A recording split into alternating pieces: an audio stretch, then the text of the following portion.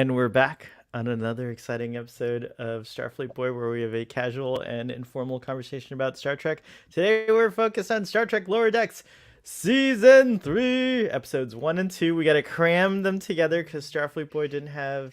He had a couple of things going on that were out of his control.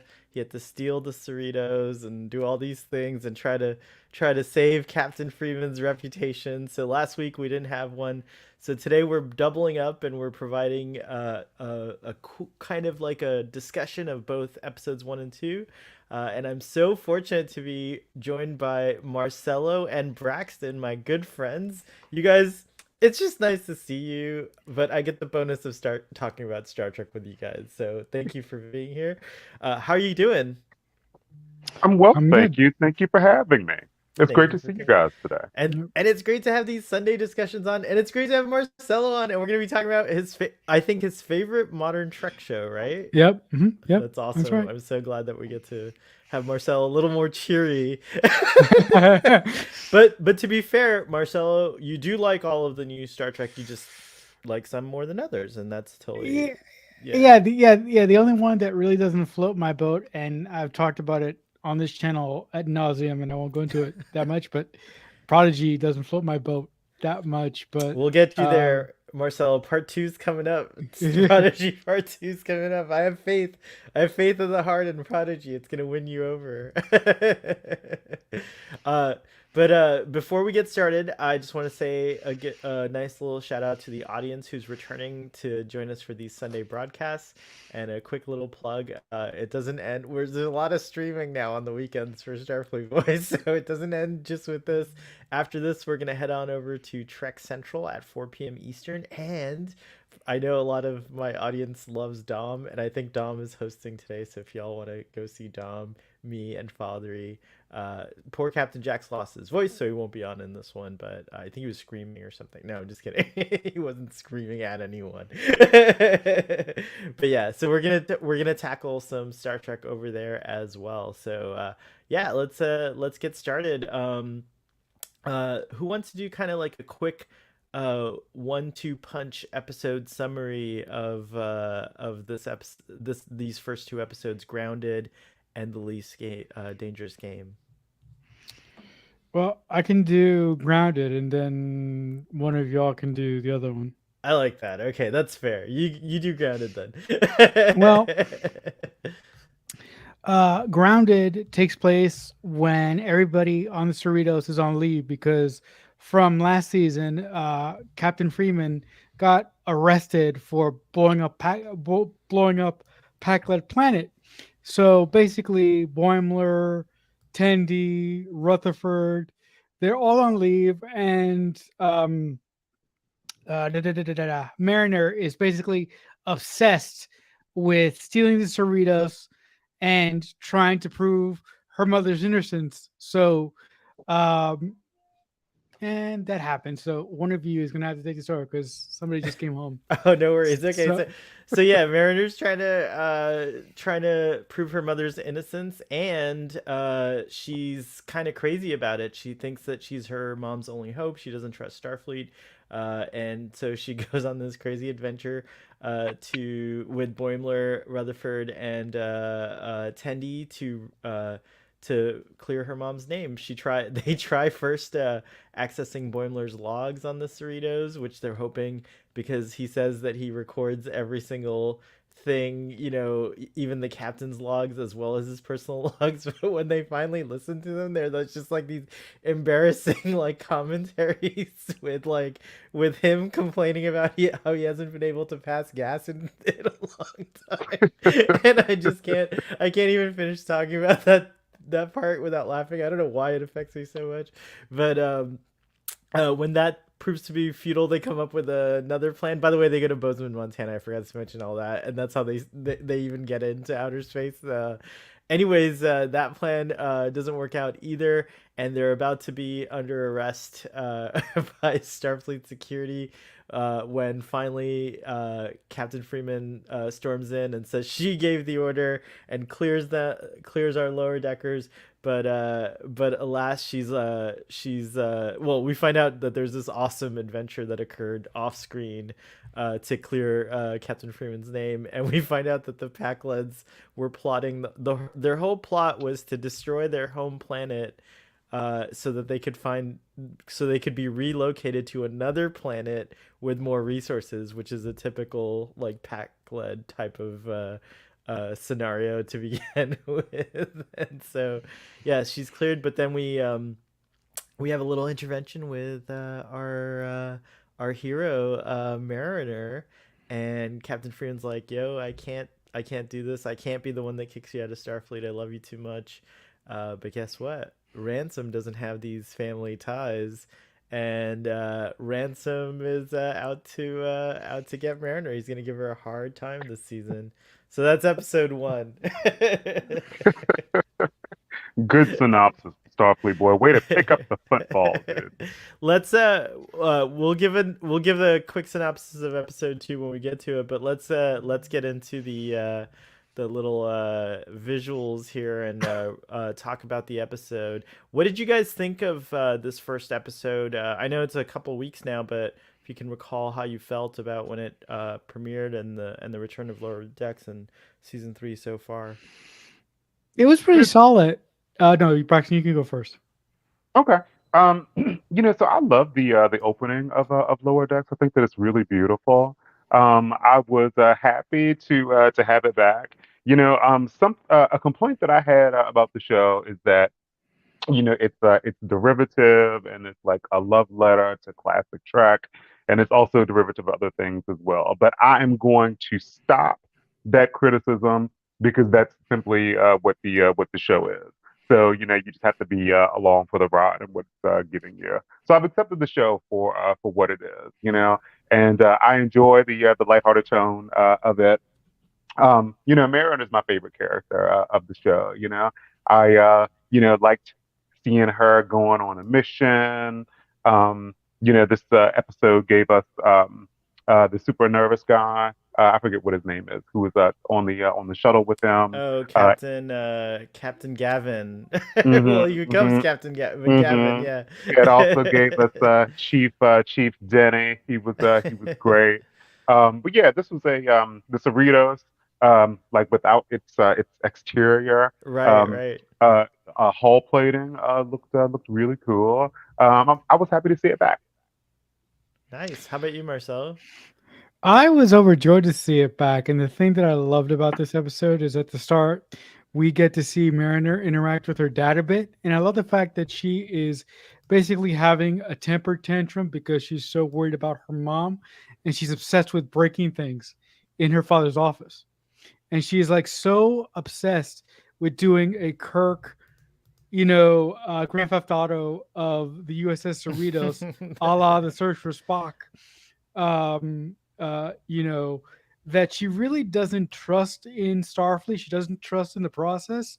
And I really like that while we had our lower deckers doing their thing over here, Starfleet for once was actually a good organization, and they were taking care of their own in Friedman by running a secret operation behind the scenes and finding out what the Pakleds were really up to. Not to say that I don't trust in Starfleet, but usually when they condemn one of their officers for committing a crime, they do it all the way. They don't investigate. They don't run their own secret operation to find out what's really happening here. So I really like that quite a bit. But the thing that made me go, gaga crazy for this episode is all the stuff with the theme park based on First Contact. First Contact is actually my second favorite TNG movie, right next to Generations. Come at me, fools. Yeah. So, so yeah. So, but seeing when Mariner, Boimler, Rutherford going to the theme park, and you see the music comes up from First Contact. You see William Cromwell as Cochrane. I mean, it was James Cromwell, but yeah, yes, yeah. James Cromwell as Cochrane. It was just all great, wonderful stuff, and I thought that this was a fantastic way to start out a new season of Lower Decks. Right on. I couldn't wait. I had to show the Bozeman when you were talking about it. I had to show the Bozeman screenshots. This is like heaven. This is like a dream come true. What do you, Braxton? Would you go to this Bozeman, Montana theme park if they built this thing today? Oh my gosh, dude. Yeah, it looks amazing, dude. Like, It look at those does. views, dude. Wow. I know. Has anyone in the audience been to Montana or lives in Montana? Because I'd like to go. I think it is probably a beautiful place. I have driven through Big Montana sky. on my way to Burning Man. You went to Burning Man? Hmm. Oh my. I need to Twice. download. Ooh, we need to download. I've always been curious about Burning Man. I have a few friends who've gone to Burning. Is there like a Trek thing going on at Burning Man at all? Are there like Trekkies? Like, is there anyone who's like obviously a Trekkie at Burning Man?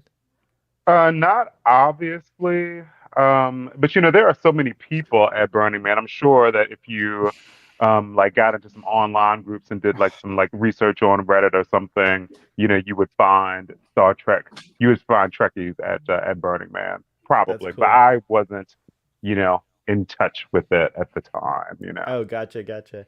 Well, I hope this theme park becomes a reality at some point.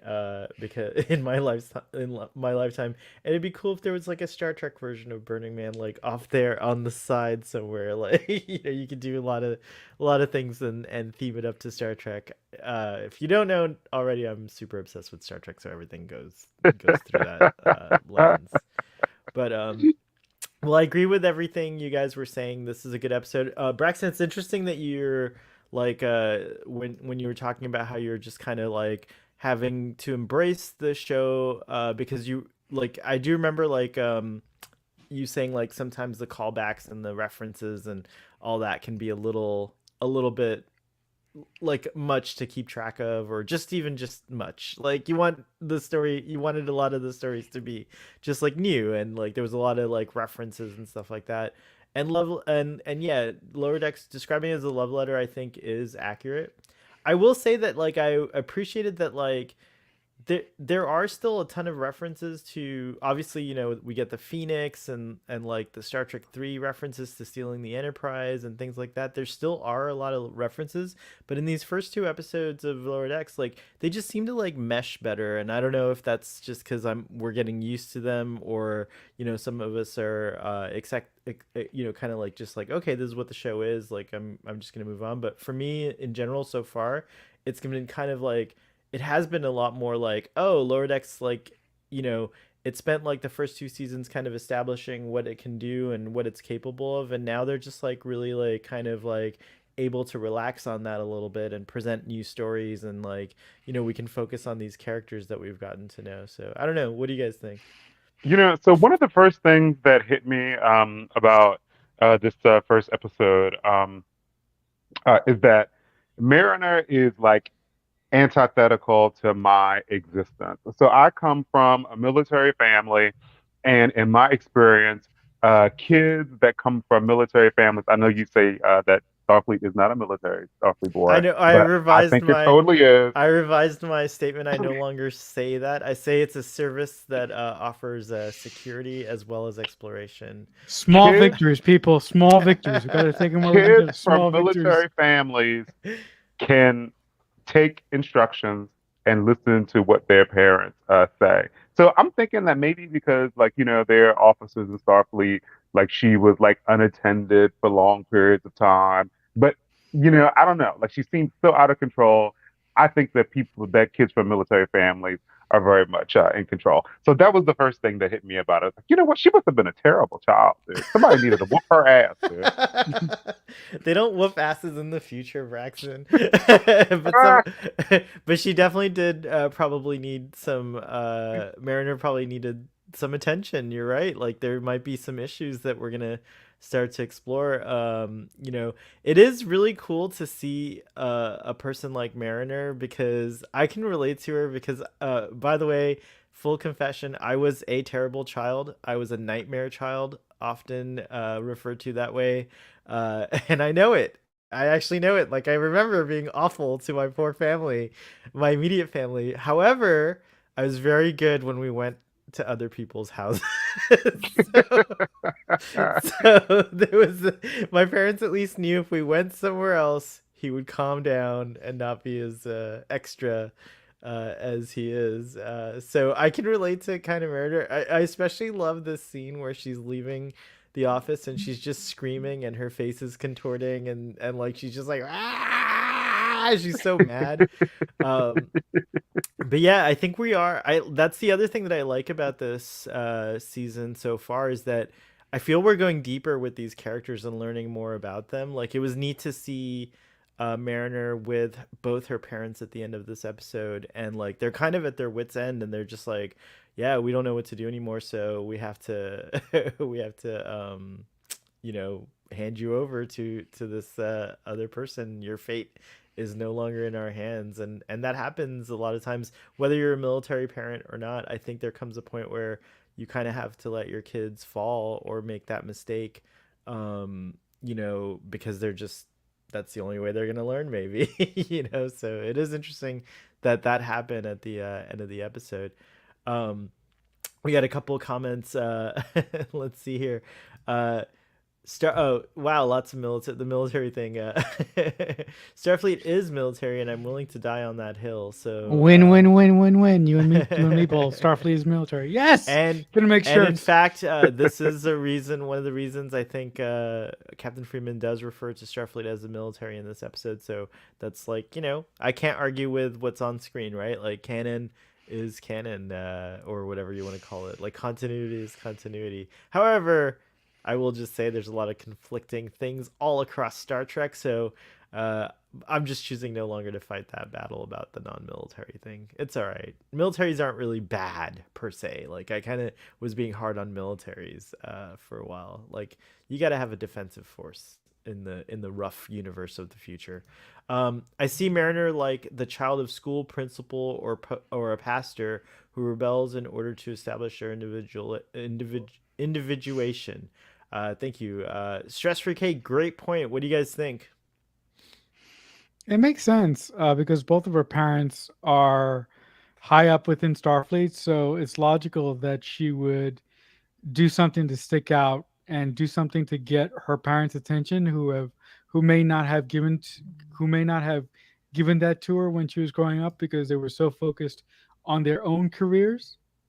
So, they might have thought that Mariner would have been that typical Starfleet child where she would follow their behavioral actions just by looking at their parents. But, Mariner might have been that child that needed a little bit more hands on attention, and she may not have gotten that. But I do think that as the season goes along, and even with later seasons, Mariner will become that typical Starfleet officer that I like, that respects authority, but only does it to a certain point, to where it makes sense and to where it makes logical sense. When she needs to break away and do her Mariner thing, she will. But it'll be much more controlled and much more thought out than rather than, oh, I'm going to steal the Enterprise, or I'm going to do this, or I'm going to do that.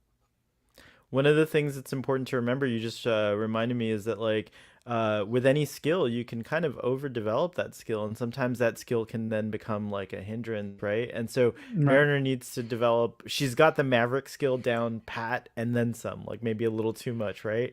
So maybe she needs to develop that diplomacy skill, and that's I think we're gonna start to see that, like the more of a collaborative skill too, because she tends to go rogue, and that's a great spirit to have, but again, not in, maybe in moderation, right? So yeah, it's pretty cool.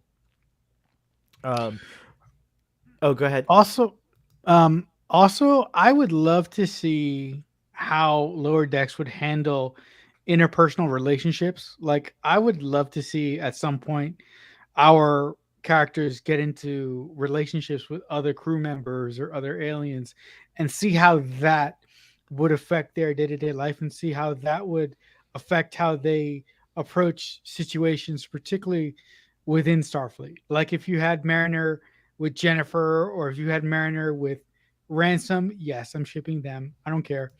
I would love to see how I would love to see how Mike McMahon and his writing staff handle that. I don't particularly think they're going to go down that way, but I would love to see uh, maybe an attempt at that or a tease at that eventually.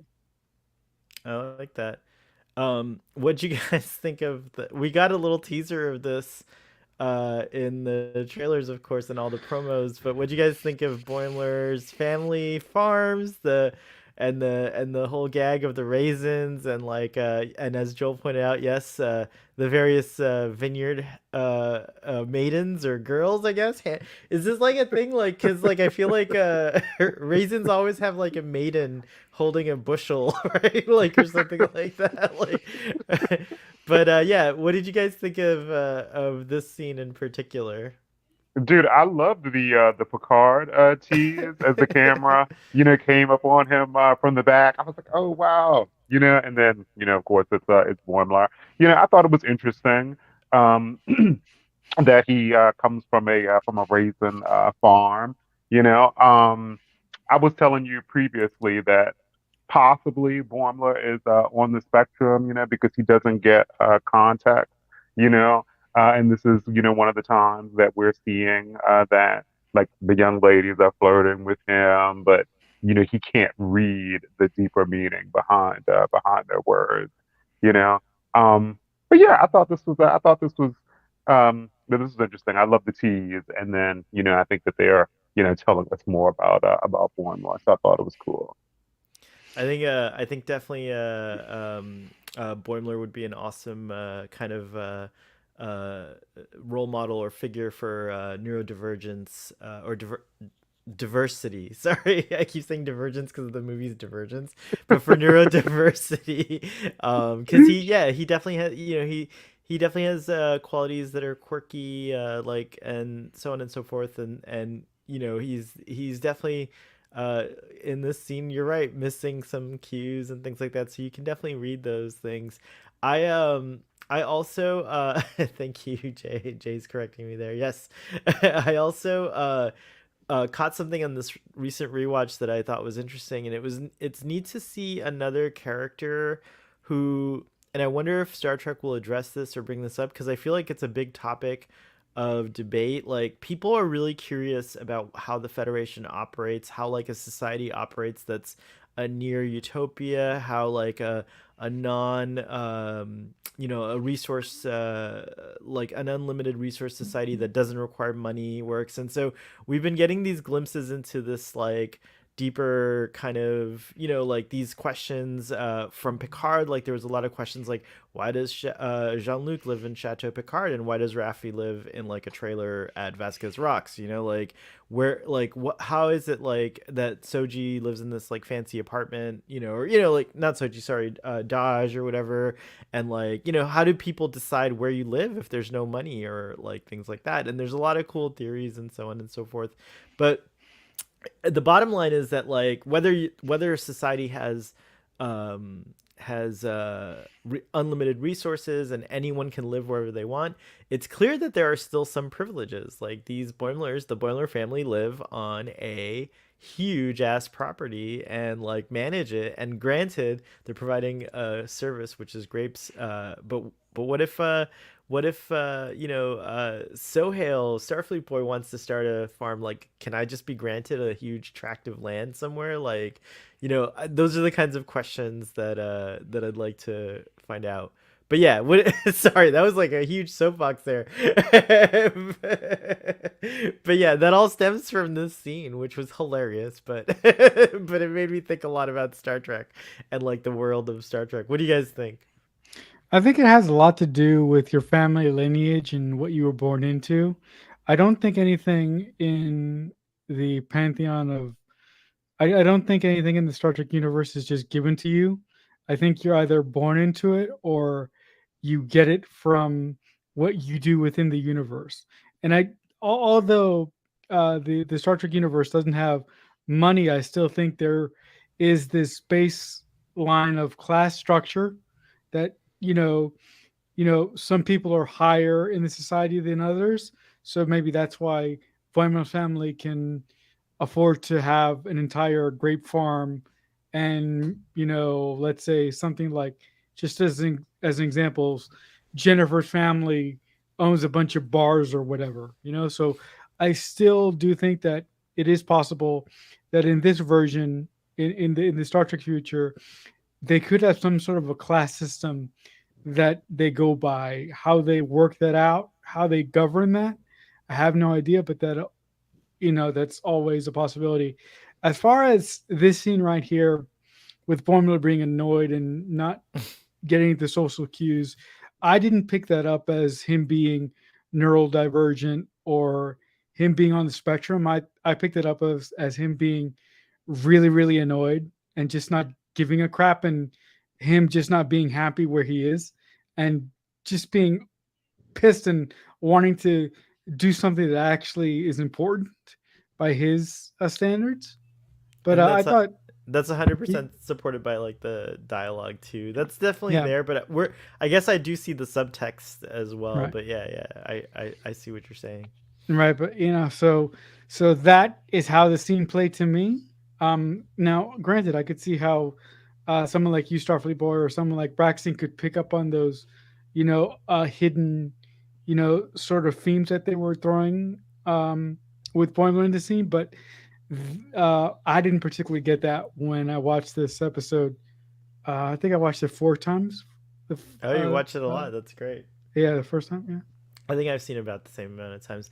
But yeah, thanks for going on that tangent with me there, guys, about about the future and how society works. Oh, There, sorry. we also got another treat. So this was like a reference to TNG, All Good Things as well, of course. And then we got another nice treat, which is to see Cisco's in New Orleans again. And this was a good scene because this The is like shirt, when what's that? the shirt, the Which shirt, Rutherford's shirt. Oh yeah, yeah. This was a good scene because again, lots of charming references to Deep Space Nine and other, like I think Boimler's wearing like a shirt similar to Wesley's. Like everyone just like there's a lot going on here, but the gag here again. These gags are like on fire this season because this gag of like Boimler puts like 2 shakes of the hot sauce, the Ketracel white hot sauce on his thing, and look at him there. He's like fire engine red on his face, and then Mariner's just like dousing it, and all she says is like, "Oh, this has a slight kick to it," or whatever. Like she doesn't get affected by it at all, and that is kind of how like hot sauce works. Like some folks just can tolerate it better than others. But yeah, this was hilarious. Um, but yeah, other than I really enjoyed the references in this shot, and like there's a lot of like little charming details here referencing Cisco's. But I am curious, I'm left curious with who runs it, like what's like who it, like what's going on, like is Jake involved, where is Jake, where are those folks from DS9, and we are going to find out this season. What do you guys think of the return of Cisco's? I think it was just cool to me as far as who runs Cisco's. I would just think it's like a chain situation. I think that Jake could have some stake in the overall franchise, but ultimately, I think it's the responsibility of the person who runs the restaurant in the region. Um, as far as This is Mariner the being, original, although this is, as far as I know, it's not like a. Ooh, that'd be cool if Cisco's is also like a franchise though.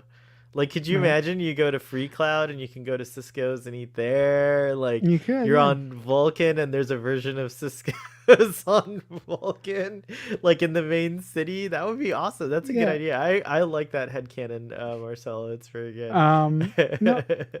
but as far as Mariner being able to handle the hot sauce, that doesn't surprise me. But the first time I watched this scene, I was watching it and I was like, "Ooh, that's a nice shirt that Rutherford's got on." It was cool seeing Tandy, but I just kept looking at Boimler's face and I was like, are they intentionally making his face red, and the redder and the redder in the redder it got as the moments went on, I was like, oh, they know exactly what they're doing with that, because I liked how the shot was framed where you didn't really, where you saw our characters, but Boimler was sort of like off to the side, and you would see him choking, choking, choking, choking until the last minute. You see him go, and I was like, that's a great guy. It was just really, really wonderful. Also, it was really nice to see our characters in a different setting and just see them, for lack of a better word, wear civilian clothes for once and just see them chill, so to speak. Yeah, yeah, totally nice. Any thoughts on Cisco's, Braxton? The Jake Cisco sweater is awesome. Mm. Um, I did like Marcelo did. Like Marcelo said, I did enjoy them. Building camaraderie in another setting besides on the ship. I thought that was cool, and I did enjoy the shout out to Deep Space Nine with the Ketracel white hot sauce. And we're gonna get more. We're gonna get more Deep Space Nine stuff this season, as we saw in the trailer. So I'm really excited to actually go back to the station We're and actually see. going to the station. Yes. Sorry. That's So awesome. excited for that. Uh, and then of course, so at Cisco's they concoct the plan to go and beam aboard the Cerritos to get their get Boimler's logs, and they come over here to this like transport station run by Denny Braxton, who you mentioned. This scene was hilarious too. I loved this character Denny. I want to know more about him. Um, it's kind of like it's kind of like he's kind of like a Chief O'Brien type of character in a little way, but I don't know. He's just very sweet grandfather. He even gives you candies. And like makes you soup. Like, it's just so good. It's interesting watching it like the fourth time. They really reiterate the kind of swarm of creatures. What were they called? Do y'all remember? Mm. No. Sylvia Ront in the beginning said it, but I can't remember what they were called. But anyways, they he also mentions it here, of course, and he explains the conundrum of, well, I would totally transport you up to the ship so you can, help your mom, but I can't because of these creatures right now that are swarming. So I like that Lower Decks kind of like has these like little, like Star Trek does that in general. Like there's little clues about the plot that they throw in there and like what's gonna happen, coming next. And I just like that they kept bringing this up and showing it. So it's very obvious. Like you can really follow what the course is of these guys and like why they make their decisions. And I like that. It's amazing how much they're able to, hats off from me to the writers, because I think that takes a lot of skill to construct it in a way that it's not obvious or intrusive. It took me 4 times to start like seeing the magic behind the writing, so to speak. Not the magic, but the construction behind the writing. It's pretty cool, and I rarely point out those things. I know, Marcelo, you're more attuned and adept to the writing, but I usually just watch the show and like kind of get into, suspend my disbelief and get into it. But yeah, what else did you guys think about Denny and this scene here? Denny was super sweet. I love that he had his butterscotch. He was like, "Oh, you want a piece of candy?" I also enjoyed seeing his transporter museum. Oh I yeah, he's did a buffer head, right? What does he call it? Right? Yeah. a bufferhead, yeah. So I enjoyed that, and I also thought it was cool when he like turned his back and we saw like the shadow on his face. It's like, oh, I don't get very many visitors here. Typically, it's people here, trying to tie me up and like get access to, you know, a somewhere, and then he pulls the phaser on them, and they're like, ah. Yeah, this is a good scene, dude. I totally enjoyed Chief Denning. No, it was this was a very fun scene, and just to move to your point, Starfleet boy, I really enjoy how the writer of this episode sort of put things within the script to foreshadow some of the things that we're going to see later, some of the things that we were going to see later. the big foreshadowing thing is that big giant cloud thing that they keep referencing throughout the episode.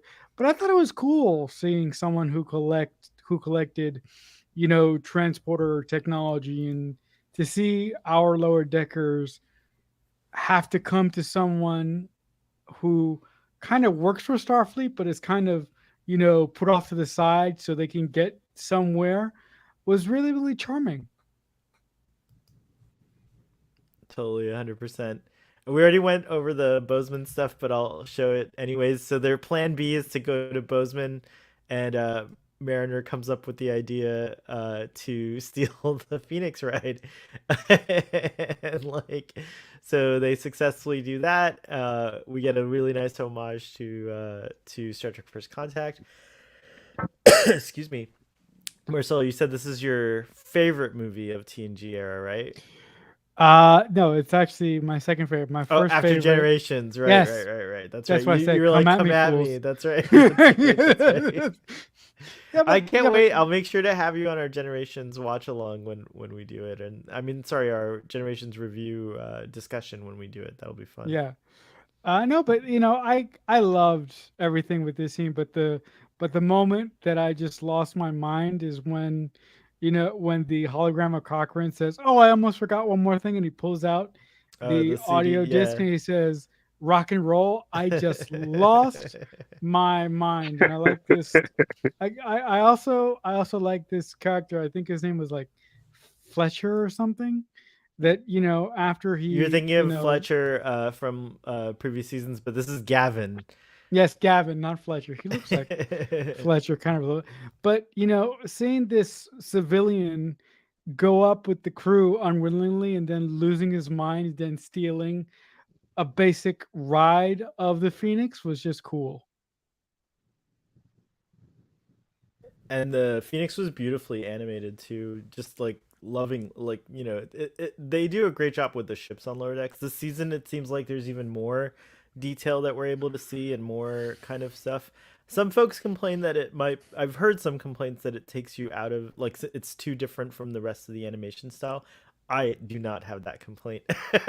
I'm like, no, go ahead and make them look as realistic as possible. To me, they Yeah, totally fit in it looks with the fine to me. universe. Yeah. What do you think, Braxton? How do you feel about the ships? What this particular one here? Yeah, or just in general in lower decks, do the ships look like the? Do you like how realistic they look, or with the details and stuff, or do you want them to look more simple in the animation style? Oh no, I think that the ships look great. Like I think that this that when they like draw the world, like the ships, like I think that they look really cool. I think the Cerritos is really beautiful. I really love it in its rusted looking color there. The space dock looks cool. Like yeah, I think the animation in Lower Decks overall is really good. It's fantastic. Yeah, I was pointing that out on our spaces that the atmospherics, everything, like it's just really beautifully done. It sets it's got a nice high quality standard. By the way, we just started watching the animated series of classic Trek on Starfleet Boy on Saturdays at 3. So quick little plug for those discussions for those of you who want to watch the other animated series, the one that came first. We're having discussions about it weekly there.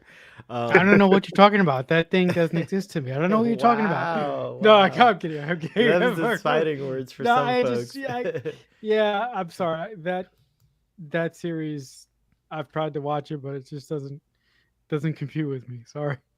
Marcel, I don't like old Trek either. All Wow. right.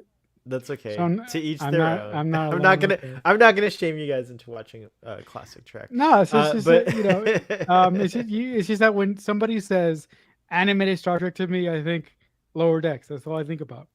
So that's just me. oh look, I changed where we are. We're down here now. Sorry.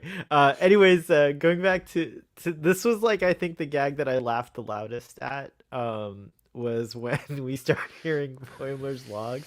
And we learned some interesting little tidbits about him. Someone in the audience pointed it out earlier that we learned that he dyes his hair So that's purple is not his natural hair color for a while. I was actually wondering. I was one of those people wondering about that. Like, is he like partially another species or something like that? So he still could be, but he doesn't dye his hair. So I mean, he does dye his hair, so we know that's not his real hair color. So that's an interesting thing.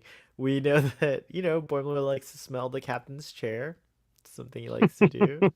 Uh, what do you think Captain Freeman's not cologne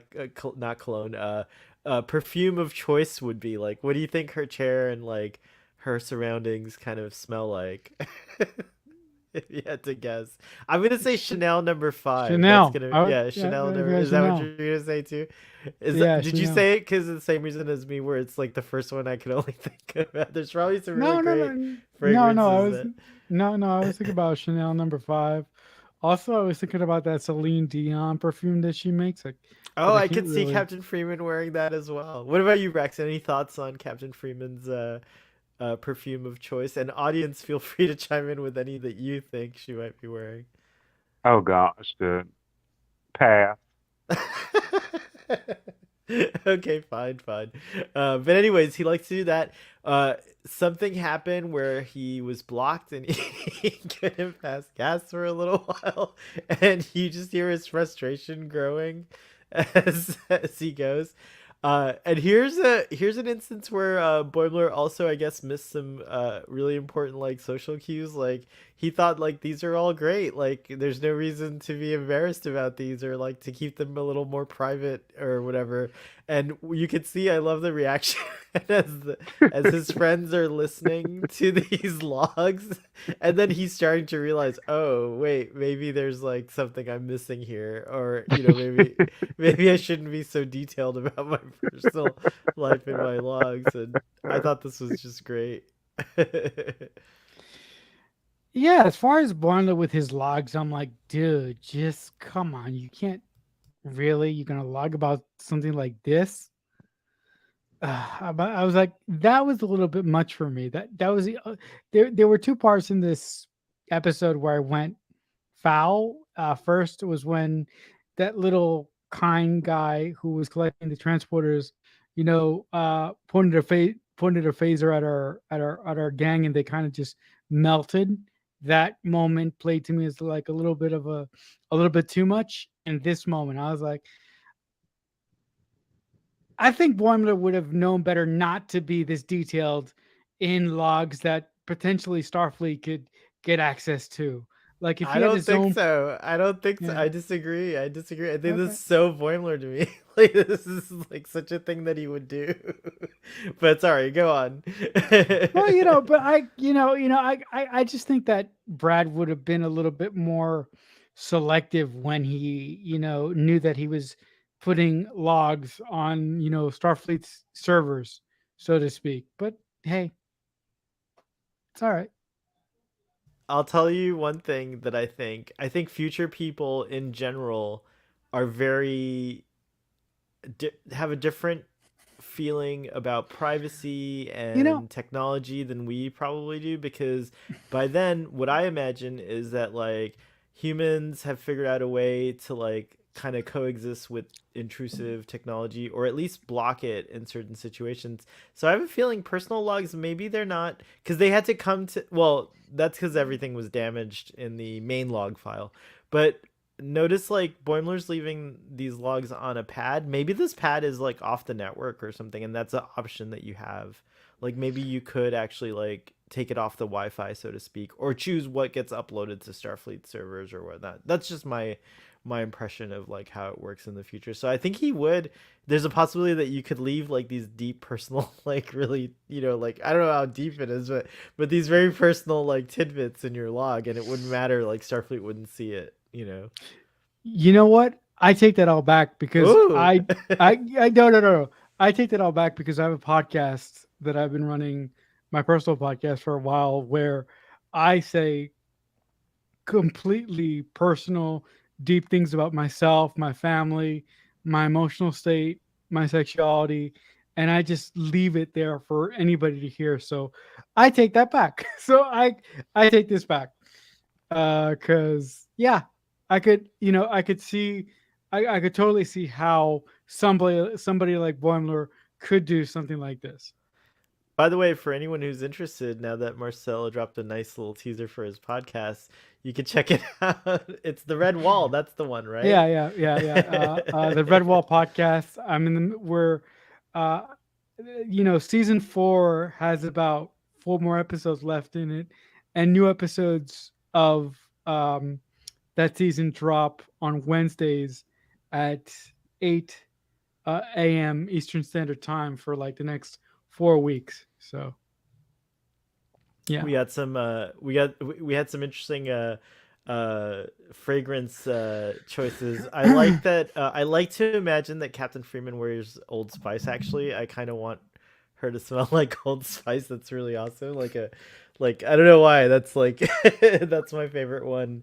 So I'm switching mine from Chanel number 5 to Old Spice. Stan Williams in the audience says, I think he fully expects his logs to be heard and just doesn't think these details are off at all. And then Stress Free K says, but that's the special charm of Brad Boimler. There is no shame in his game. Bold Boimler and Spread Eagle Boimler are all one and the same. Good point. Good point. And then here we have um, and then Jay points out oversharing is a neurodiverse thing. Just saying, yeah. So that's true. So yeah, there's a lot of Boimler is really interesting. I love all these different angles that you can approach him from. But Mariner finally gets frustrated. She's like, nothing's working. So she finally decides, well, I'm just gonna steal the Cerritos and go to Klingon space and get the evidence I need myself. And so she doesn't want to implicate her friends, so she locks them in a shuttle and sets it on auto to go back down to Earth. But Boimler is clever enough to trick Otto into thinking that the Cerritos is Earth, but he doesn't think about the fact that the autopilot. I love that they call it just auto. I've started using that a lot now, but he doesn't put in. He doesn't account for the fact that Otto had like planned on breaking with the Earth's atmosphere, so that doesn't happen. So the Cerritos crash lands, which is kind of like a homage to Star Trek Five in a way. And Plan they B. I'm sorry. I'm sorry.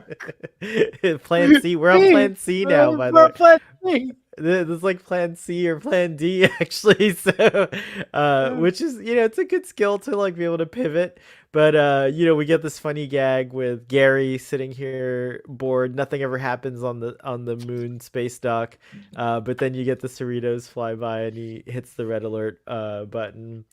Mariner's trying to steal the ship, but she finally, when they come to the bridge and kind of subdue her, she finally breaks down and she like admits that her like she's got a lot of anxiety centered around her mother. Like she's like, they took her away in handcuffs. It like really affected her. This is like a trauma that she hasn't been really like dealing with in a very appropriate fashion. She's been dealing with it like by being a crazy person and like not listening to anyone and stealing ships and trying to do these big things because that's what she knows how to do. That's what she's good at, is like just go and do it, go by the gut, Captain Kirking it, if you will.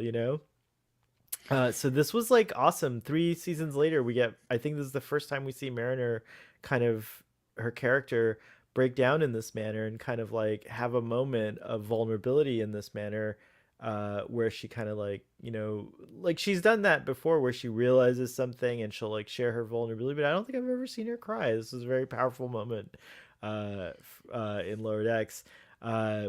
What'd you guys think of how this all played, this whole stealing the Cerritos thing and Mariner's kind of like breakdown here played out? To me, Mariner breaking down on the bridge of the Cerritos was a highlight of the episode because, again, to highlight the writing, this was a really interesting baiting, bait and switch by the writers, because at the start of the episode, Mariner is doing typical Mariner things, screwing up plans, bucking against authority, and we think that she is in control. the entire time. But as the episode goes on, we pick up on little things, little facial ticks that show us that she's not in control. And I really love this scene because she finally really confides in her group of friends for the first time. And she tells them and the audience, vis a vis us, that she's actually afraid and she's actually worried for her mother. And all of her previous behavior is sort of explained and is sort of, you know, all that previous behavior at the start of the episode leads up to this very, very vulnerable moment where Mariner says, I don't know what's going to happen now, and I'm actually afraid. So I love this moment, and it played very, very well. But the thing that really made me go, okay, okay, these guys have her back is where they say, whatever happens, we'll always be there. So I was like, yes, perfect writing, perfect setup, and perfect execution by the writer of this episode. I thought it was just great.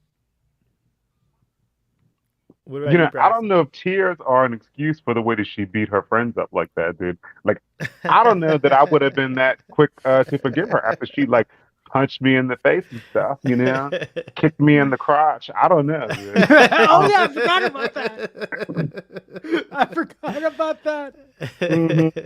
but it was sweet. They were like, hey, you didn't have to like get rid of us. Like we are with you. I thought that was sweet. Yeah, I forgot about the crotch. She's a bad daughter. She's a bad friend, dude. Poor Mariner. It's Oh, and yeah, I do want to mention those guys working at the space dock. They deserve to get, you know, uh, uh, is put there a on leave or problem with something. that? What? Like, Yeah, no, I was like, I was guys, you're waiting. falling asleep with the wheel. I was waiting about who here would get your corporal punishment this week, Marcelo. These I was guys. like, it's these guys. That's funny. Yeah, I agree. I do I do agree. Like, she was a little out of control with her friends, but like, you know what? Braxton, I don't believe you. I think if I was out of control and then I suddenly broke down, you would hang out, but then later you'd tell me you were out of control. It all depends on how many times you kick me in the nuts. you know, but it would have been, but to Braxton's point, it would have been cool if either Tendi or Boimler sort of called Mariner out on her bullshit for reacting the way that she did, and then have Mariner break down and just, whoosh, lose it, which would lead to this moment down here in the corner. Little Right on. rewriting. Interesting ideas in the audience about oversharing and the origins of it, and just the concept of oversharing in general. I just want to share my quick opinion on it. There's also there's the opposite of oversharing, which is overreacting, and I think that like both sides, the speakers and the listeners, need to hone, try to work on that. So yeah, oversharing could be a thing, but I think some people overreact to oversharing as well. I like when people overshare. I will though let you know if I'm on a time crunch, and I guess I'm an oversharer too. So like whatever. But carrying on. Uh, speaking of oversharing, carrying on, we get the Starfleet security show up, the Starfleet cops basically, and of course Rutherford, happened to fly them right in front of the swarm, and then you know. they, Tendi comes up with a great idea to pretend that they're doing a scientific mission, and that it's urgent, and that like they have to like basically fertilize, help the fertilization process, so that the species can reproduce and continue going.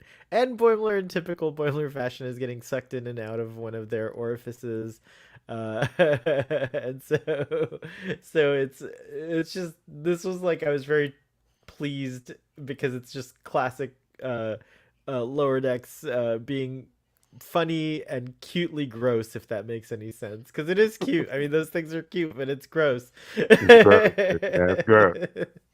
And then heroically, Captain Freeman comes in and she's like, I gave that order, when the security guards are asking who gave the order. And as soon as the security guards leave, they all look at Mariner with this like this look of like, what is wrong with you? And then that's when we get the kind of what was going on off screen.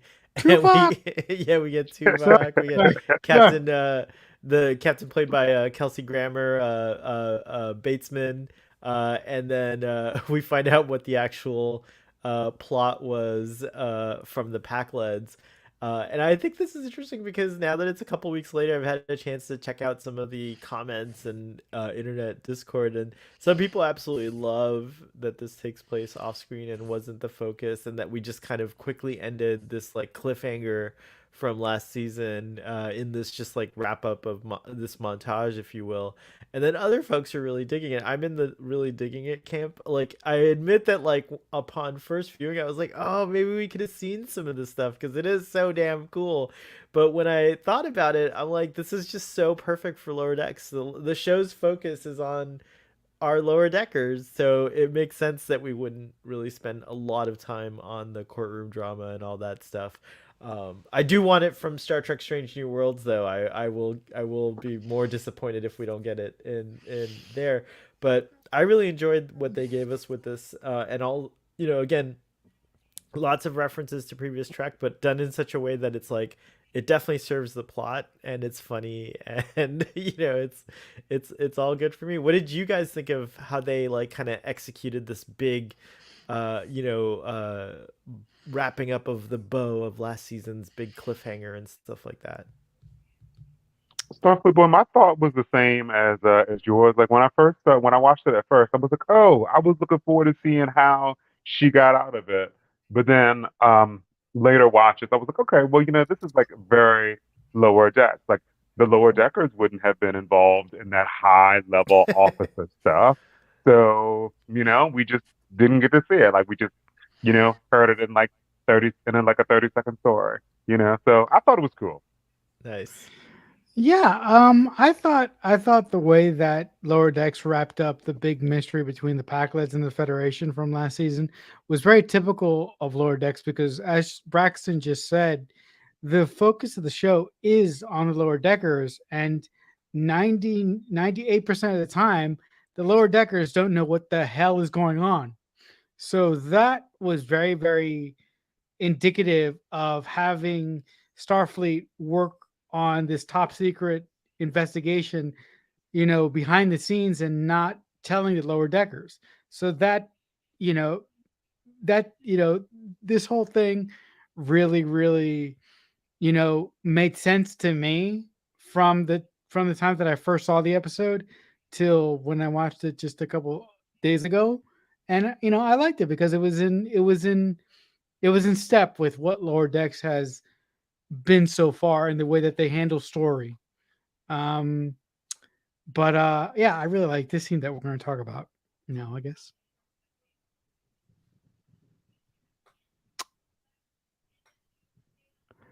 Yeah, and I also really like that Mariner. Can you guys hear me? Oh yeah, Mhm. sorry, I was on Yes. mute. Okay. I was trying to talk to you and I didn't realize I was on mute. I was saying yes, we are going to talk about this scene, but go ahead, Marcel, share your thoughts on it. No, I really like the scene because it's the first time that we see Mariner interact with both of her parents, and we finally see like the family dynamic, and I really like the fact that the Mariner's father sort of takes the back seat, and Mariner and Captain Freeman are sort of like the matriarchs of the family, and they sort of drive the conversation forward. And the fact that Captain Freeman admits to Mariner that she cannot sort of, 86 her daughter out of Starfleet is really, really telling to me. And it really shows that their relationship has come a long way since season one. And the fact that they make it clear to Mariner that this is her final chance in Starfleet. That if she messes up now, she's going to get, again, 86th out of Starfleet and have to work like on a transport somewhere. And the fact that Captain Freeman makes Mariner's direct, commanding officer Ransom is just a joy to me because the relationship potential between the two of them is endlessly fascinating to me. and She's too and young for Ransom. That makes me feel uncomfortable. And he's Okay. also, and she is also his subordinate. You can't have relationships with subordinates, you know. Um, Okay. yeah, that's not okay for her, you know. but it is okay in Star Trek, by the way. It happens all the time on Star Trek. Just I know it's not okay in the military, but in the Star Trek future military, like people always hooking up Riker and Troy, like Troy and Worf. There's all kinds of rank stuff. But yeah, I know what But you're I saying. feel like it's different because he's like 35 and she's How like old do you? How 22. I, okay. like you just can't do that to junior officers. Like, no, I don't think that's that not they're okay. gonna I get hope that they into. don't. I don't think they're gonna get into a relationship intentionally, but there's sexual tension between them. Like remember in season one, she was like impressed with his like ethics. Remember on the planet where Vindo. We'll talk about that in the next episode. But yeah, I think we could let's save it for the next episode. But yeah, I see what your concerns are though, Braxton. There are definitely concerns, like Yeah. including the fact that Jack Ransom is totally out to get her. Because he has a chip on his shoulder about Mariner to begin with. Like so, it's gonna be a hard time for Mariner this season, and we'll see a little bit of that in episode 2. Yeah, a good partner for Mariner would be Jennifer. I think I think that would be really cool. I said that I would like to see her end Oh up yeah, I with forgot Ransom about at Jennifer. some Jennifer, and point. they are dating. I think they like weren't they at the end of Where is season Jennifer 2? though? We haven't seen her in these first two I know episodes. she'll be in the show because she was in the trailer. We caught her in the Okay. trailer, so yeah, so interesting. Yeah, uh, there's a lot of people shipping Jack and Mariner, and a lot of people shipping Mariner with Jennifer, and some people are even shipping Mariner with Boimler. That's another. Hmm. That would be a more appropriate military relationship, right, Braxton? Like ensigns can date ensigns, or Yeah, cadet, because they're on yeah, equal. No equal one is rank, exerting yeah, any power over over anyone the else. Like anyone else, yeah. yeah, Uh-huh. yeah. Hmm. But yeah, we got some comments about it. Jay says age gap doesn't bother me. The gap and position of authority makes it hard to accept. Yeah, it's true. It's going to be a difficult. If that's the direction they go in, it'll definitely be a difficult relationship, which means You know, more I comedy. mean, yeah. Can you just imagine the inappropriate jokes that Mariner could throw at Jack if they actually were sleeping together? It's a gold mine of just jokes It's upon true. inappropriate jokes. It would be, to someone like Braxton, it wouldn't be comfortable, but to me, who can, sort of like suspend disbelief a little bit when it comes to that, I would just have fun with that. But again, I'm just a guy that wants the OC in space. That's what I hope The the OC. yeah, I want the OC in space. I never That's watched that what show. It didn't even look interesting. that's It's that's was it what good? Did you all watch? Sorry if I'm insulting OC fans. that's what I want the potential Starfleet Academy show to be. But No, no, that that's sounds like a just terrible idea. that, So but the OC in space is just like a random term. But I would love to see our Starfleet cadets have interpersonal relationships within the show. That's what I want. I don't want the OC in space. I just want that little detail to be added in there.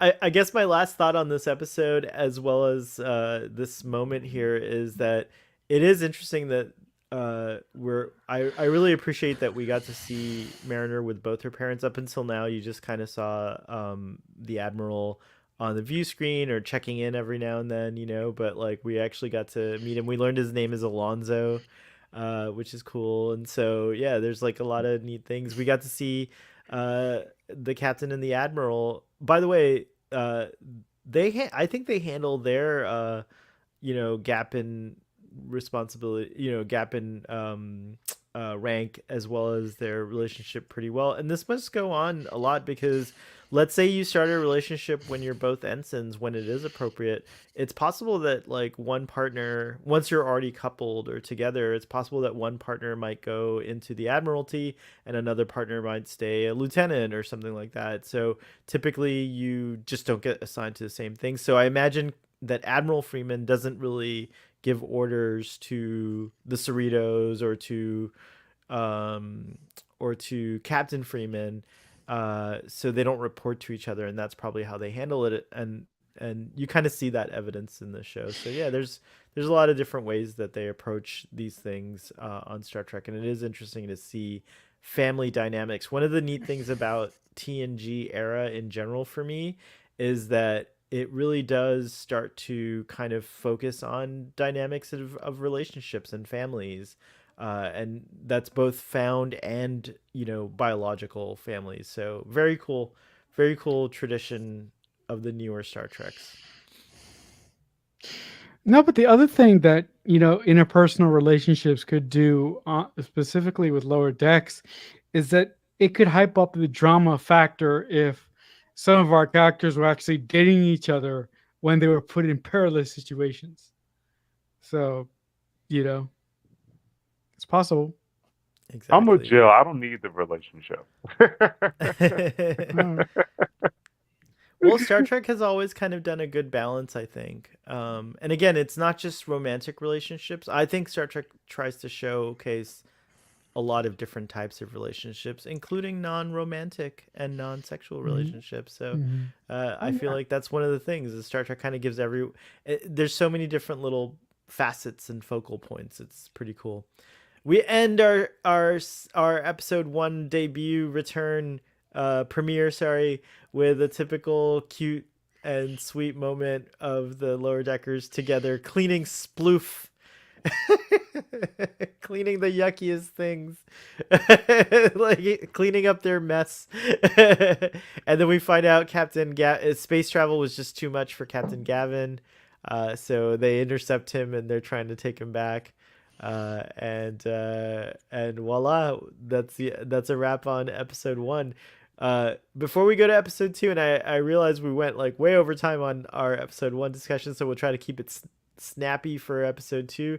I just want to say, do you guys want to give any final thoughts about episode 1 and a little rating, if you would? I'll go first as is tradition, and I'll rate episode 1 as a 10. I absolutely loved it, and I thought it came on strong. And this discussion actually made me like realize just how good it is. There's a lot of different cool topics that we talked about. Marcelo, why don't you go next? I'll give it a 9. It was a very, very solid episode. I mean, there were little things here and there that I'm like, I could have, done a little bit better. I was kind of rewriting this episode in my head a little bit as I was rewatching it. But then again, it's Lower Decks. It's my favorite Star Trek of the new era besides Disco. So I'm willing to forgive some stuff. So I thought that this first episode was just a really, really good, strong, welcomed addition into the Lower Decks world, so to speak, or the Star Trek world. Marcelo, could you give Jill a quick primer on what the OC is so that she can get the reference Oh of yeah, the no, OC in space no, actually, the OC is just a story about a bunch of 20 somethings living in California, in and Orange County?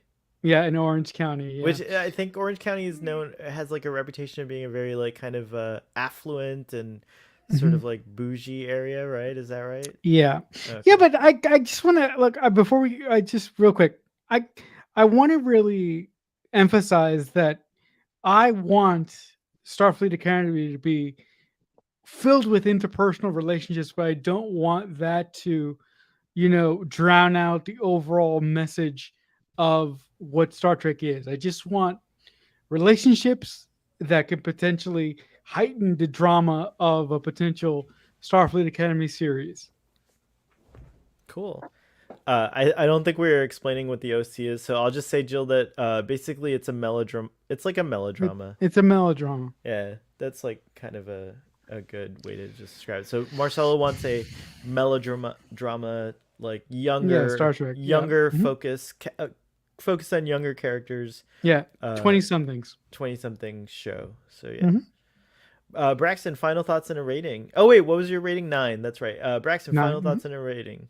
So I have been influenced by you two. I was gonna say that this was a solid entry, like a good return for the show. I was gonna give it an 8, but now I have to give it a 9.5. To settle in Wow. between This you. I said, "Oh, dude, I can't be lower than Marcelo." Yeah. Yeah. Because I can be, guys, I can be a savage on these I didn't conversations. want now that the ratings are locked in, I didn't want to like say anything because like I didn't want Marcelo to be like, oh no, I'm gonna rank it lower. I was so happy when he gave a 9. I was like, wow, that's like high for But this Marcelo. is lower Marcelo's like, yeah, decks. yeah, I know. Now I feel like, oh, Marcelo, maybe you can relate to my recency bias a little bit there. So that was fun. So if you all need to go quickly to the bathroom or get a drink of water, you can do that. I'll sacrifice myself and do the episode summary for the least dangerous game. And Okay, I'll be so right back. go. I know this went on for like we usually stick to an hour on our discussions, but this time we're a little over because we're doing a double header, a double feature here. Marcel, since you're sticking around, maybe you can help me with the Yep. summary. So Sure. in this episode, we get the Cerritos is dispatched to a planet uh, inhabited by a species which seems to be a wellness focused species. They live on kind of like a paradise planet. Everyone just kind of runs around in bathing suits and or just like straw type material, very basic looking things, but but there's like a charm to that, and free lifestyle, and they're very kissy apparently, and like are they're remind us of the Adosians from TNG. Not the Adosian, sorry, the Edo, The Edo. the Edo from TNG. And so the Cerritos dispatched to fix one of their space elevators. And so, Isn't it a lift? oh, sorry, yeah, that's right. And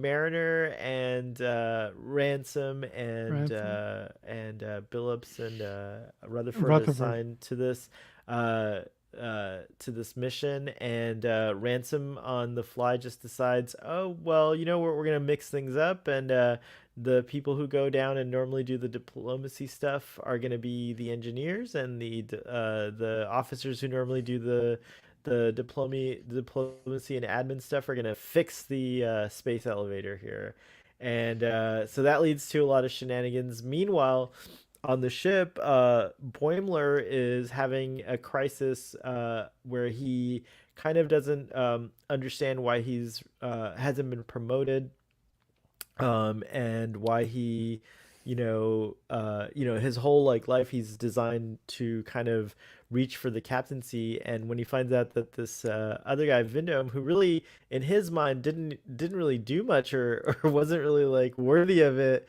becomes the captain of his own starship like in no time at all. It's like a meteoric rise as they describe it. So he's having a crisis, so he decides to be stop being cautious and become bold Boimler, and so that leads to a bunch of shenanigans on the ship, including him being hunted by this really cool kind of predator type alien who is an ethical hunter, I guess you could describe him.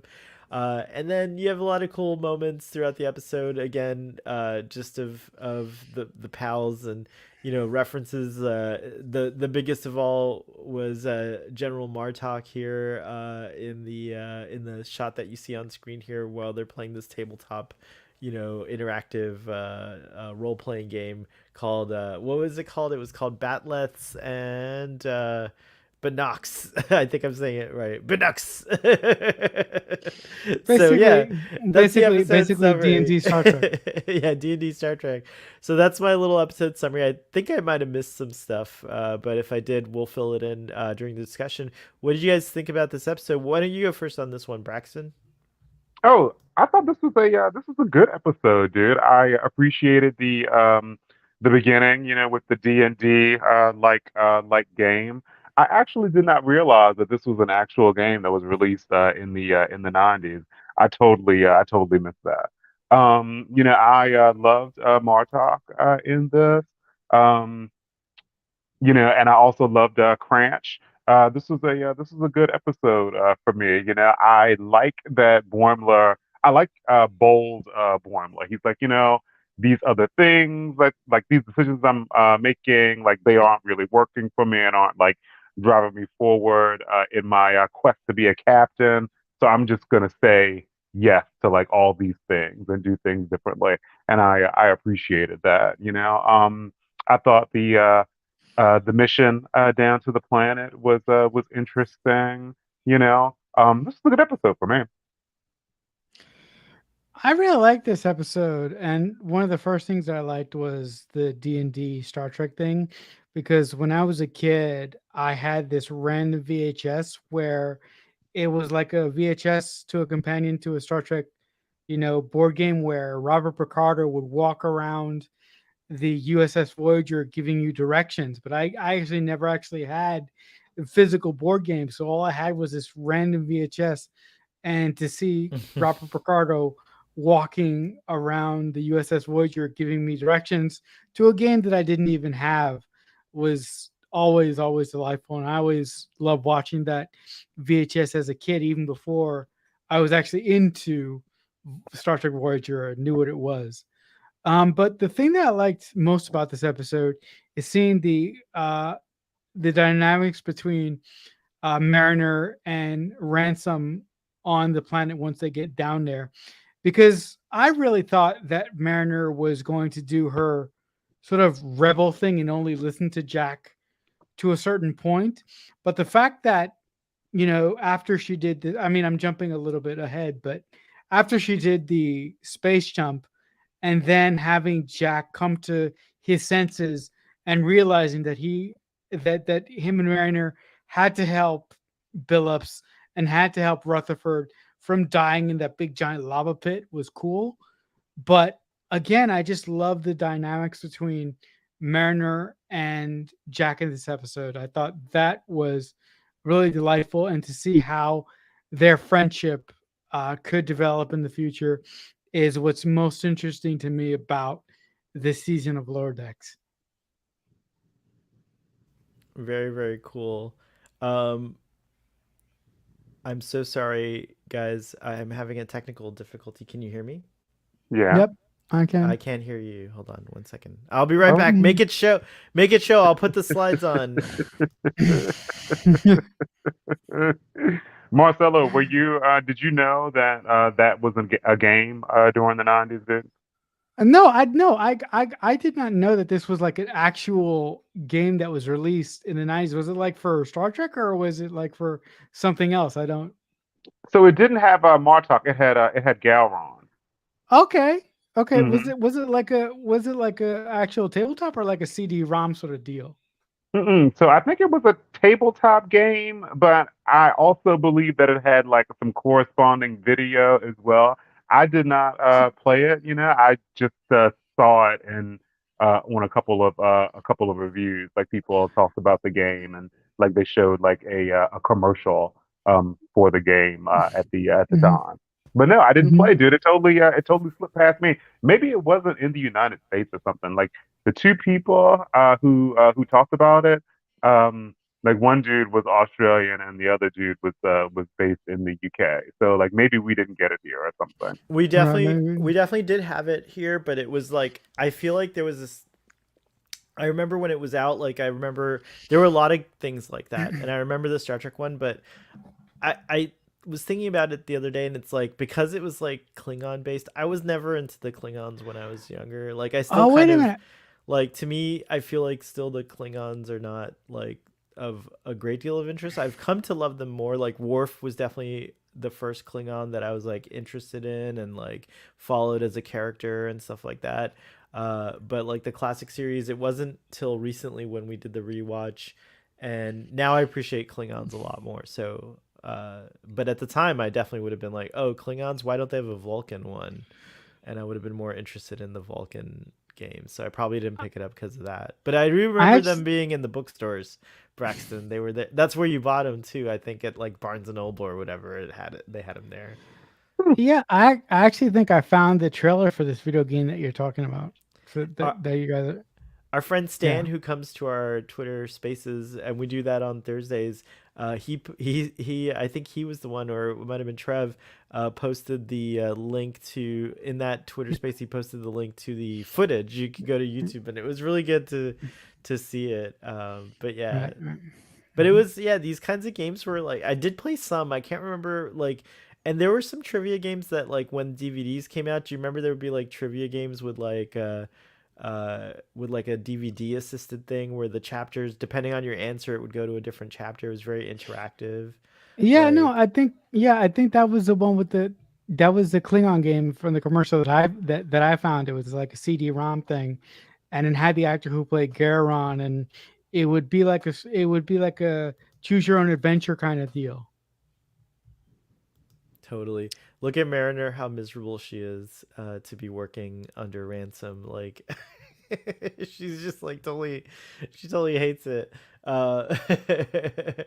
And then here's the little report on Vindom being a captain. Has this ever happened to you guys where like someone in your organization or like your group of professional interest exceeds wild expectations and like gets promoted like way beyond like what you ever expected that person to be promoted to, and you're like, how did this person get promoted and not me?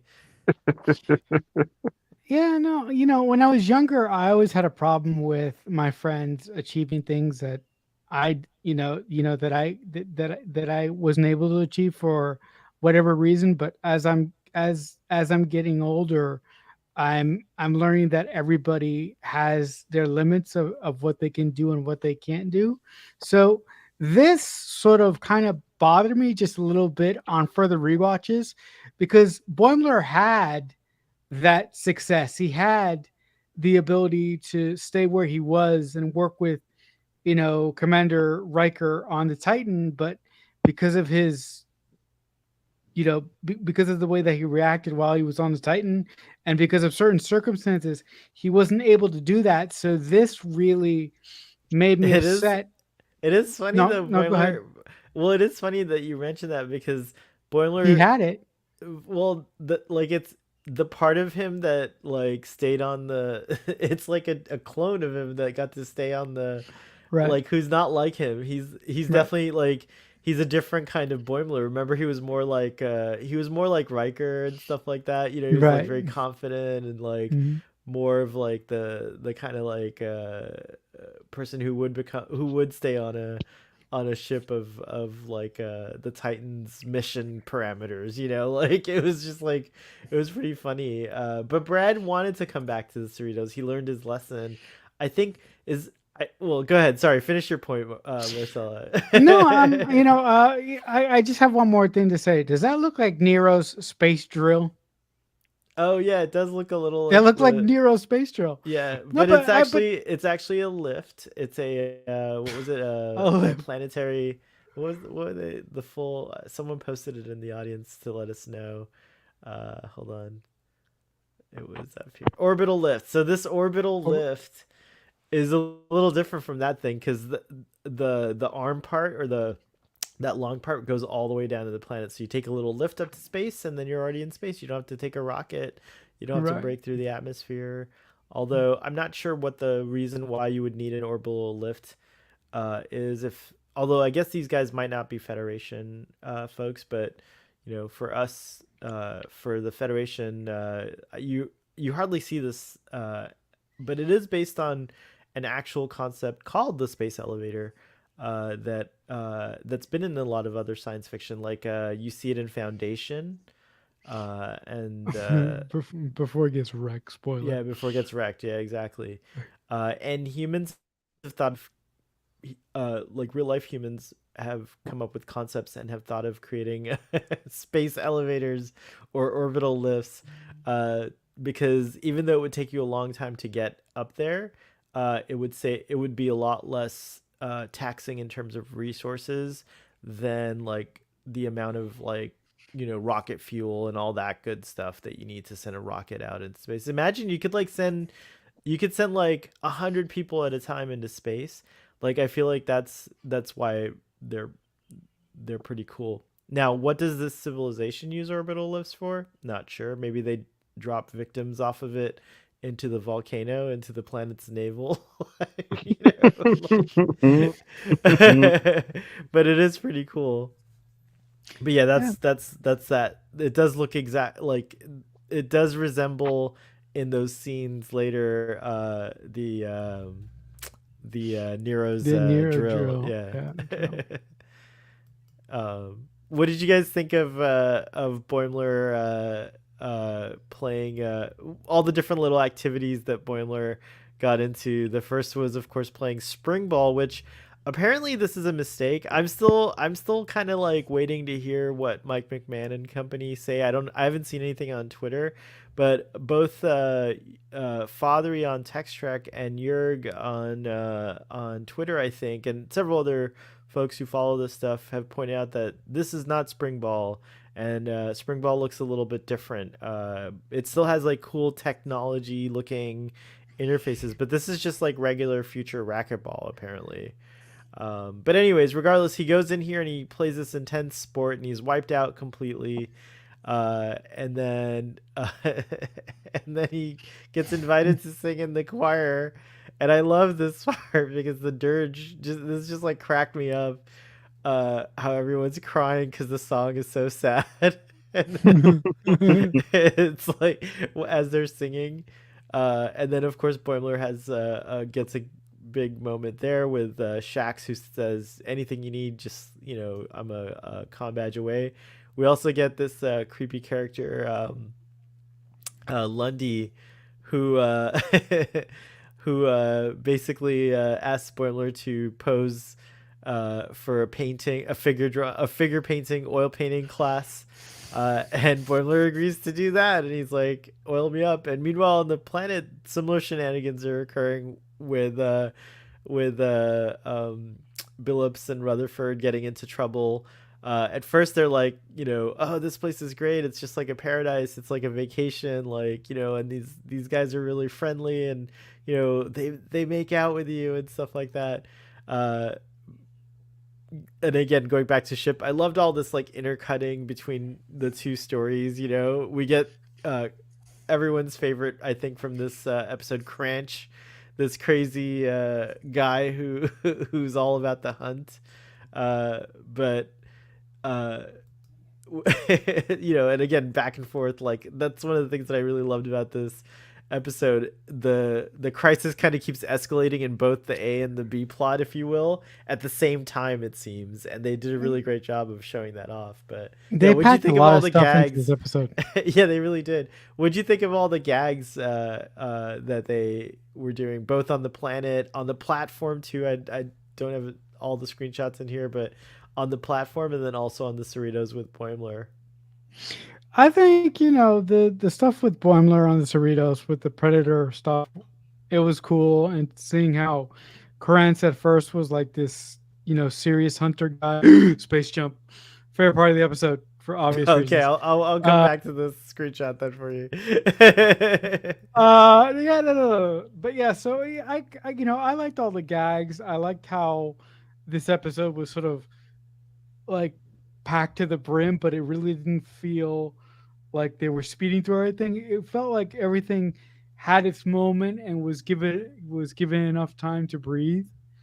Um, you know, I I thought the stuff with Billups and Rutherford was cool, but ultimately I thought this episode was just fun. It was a good, fun, breezy time. Dude, people on the ship are very observant, dude. Like, so I noticed that Cranch was kind of, hanging around. He was like walking behind Tendi and Boimler as Boimler was sharing his new perspective on saying yes to everything. And I imagine like Cranch was like, "Ooh, like I really want to hunt, like I really want to hunt." And then he like overhears like, "Oh yeah, like I'm saying yes to everything." And then like Cranch rolls up and he's like, "Oh, would either of you, be interested in being my prey? I have the desire to hunt." And one was like, "Oh yeah." And then the real creepy dude, I feel like he's like in the shadows listening as well. He's like, "Ooh, you're like, ooh, like maybe he'll say yes to like our figure drawing. And so he comes up and asks like right after. But I did enjoy um, the montage of the things that he was doing and saying yes to and like, pushing his boundaries and stuff. Crunch is really cool. Cranch is a hunter, but he's also civilized at the same time. He enjoys like mimosas and nice lunches. He asks for permission. He's very modern. Yeah.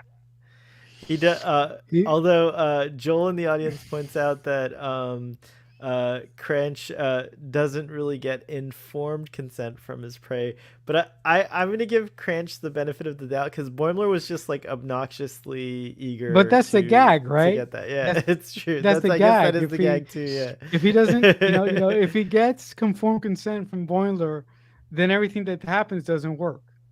Yeah, Hmm. it's true. But also, I personally was very triggered. I said this on Text Direct. I was very triggered by the hunting, just because I personally don't like hunting. Period. And it kind of like some of the imagery triggered me. So I know a lot of people think Cranch is cool, but I'm with Joel. There's a little. He's a bit cringy at times, but it is funny.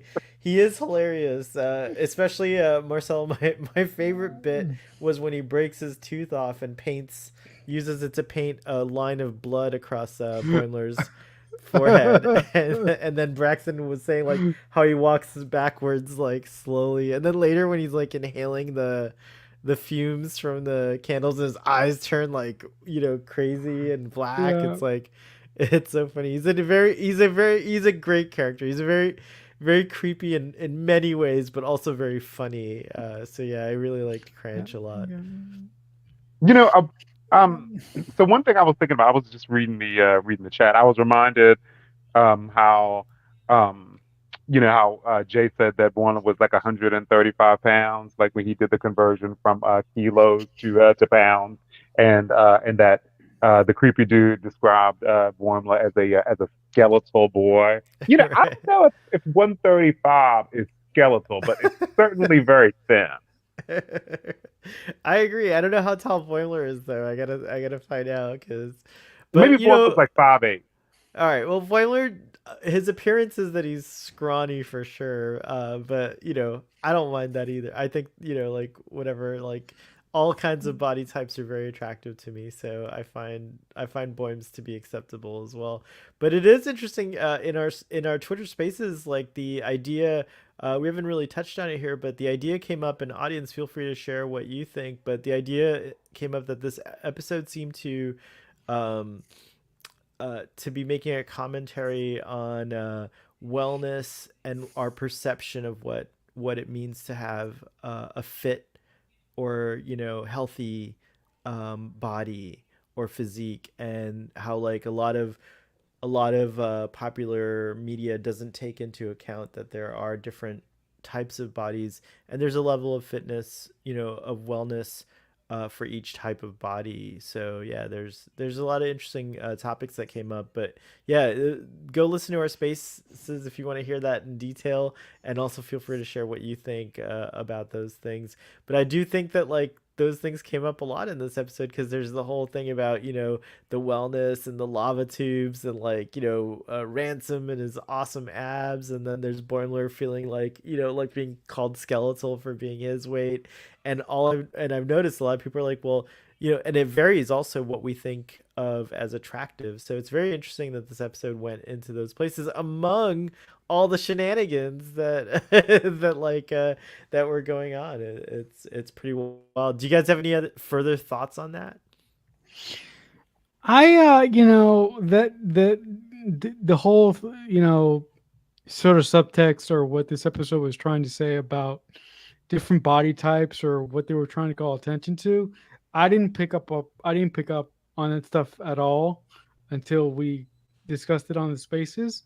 And to me, I don't often get triggered by, you know, weight or that doesn't bother me as much anymore. I'm very comfortable with the person that I am these days, but I wouldn't hold it against anyone who had issues with that or was triggered by this episode in any particular way. But I just didn't pick up on any of that stuff uh when I was watching this episode for the first time or when I watched it today in preparation for this discussion. Thank you.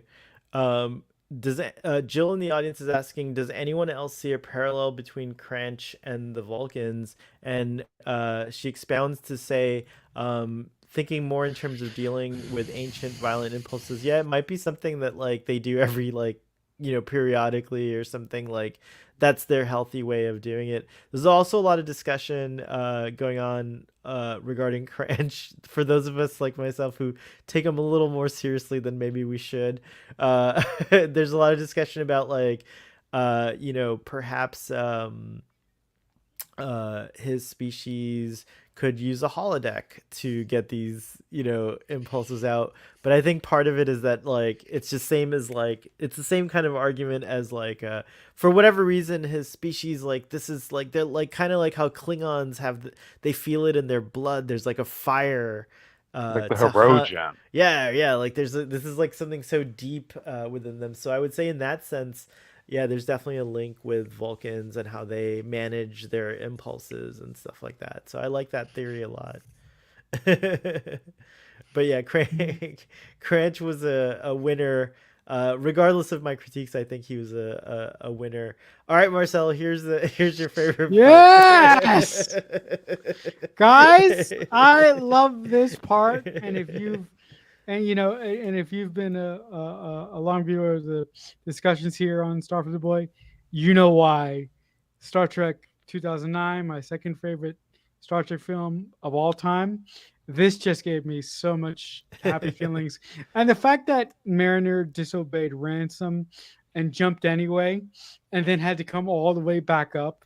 And the way, when she actually entered the stairwell of this, you know, elevator and just said F and just had to climb all the way up and then was exhausted and then had to jump again. And the fact that when she jumped the second time, she was passed out was just great. I love this scene for so many reasons. I thought it was wonderful. Right on. I thought of you for sure when I saw this scene, Marcella, because I knew you would like it. I also like that Star Trek's doing references, to things that are not just the Prime timeline, right? Like it's cool to Yep. see a Kelvin, reference baby. to Kelvin. Kelvin stuff. And this is obviously not like an intentional reference, like in universe. Like they're not like no one's gonna say like remember when Kirk and Olsen and all that, Oh, that but would have been it, cool. yeah, but they don't have that. They don't have those like historical Not yet. yeah, it worked out differently in the Prime timeline. Right, But right, right. just the way that it was shot, this was a reference to the film itself, which is pretty Yeah. awesome. Like, Yeah. yeah, it's very cool. But but this set up one of my favorite gags of this episode. The one where I think I kind of laughed out loud was when it's a hold on, let me pull up the exact did I not? Oh no, did Starfleet Boy fail to add the screenshot? Oh no, you guys, like I think Starfleet Boy like didn't add it. Oh, bad Starfleet Boy. No, I got it. I got it. Okay, here we go. Woo! All right, I found it. This sets up when she climbs back up, and has to like meet Ransom because he calls her and like he's like, "Oh, you were right after all. Like I was wrong. I was like, not thinking correctly and stuff like that." And then she's just like tired beyond belief and Yeah, has she to do passes the out. jump again and she passes out and I just couldn't stop laughing when and she's like snoring and like everything. This was great. But this is an interesting moment because had she just waited like what was it like another 3 minutes when it took her to jump down, it to that point, if she had just waited like 3 or 4 minutes, like she would have totally been proven right by Ransom. But instead, she decided to take things into her own hands. I do like that even though she had to pay for it, that Mariner got actually cut a break in this episode. Like, as far as Ransom was concerned, she was just working in that dock, and he never found out that she actually was going to disobey her orders. So I appreciated that because I'm really nervous for Mariner.